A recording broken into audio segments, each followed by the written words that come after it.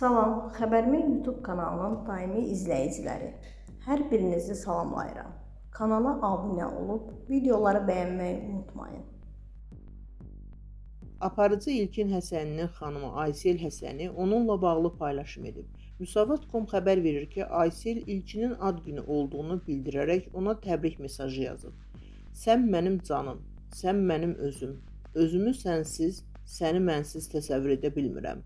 Mənim bütün çatışmayan tərəflərim səninlə tamamlandı. Bax, deyirlər, İlkinin Ayseli.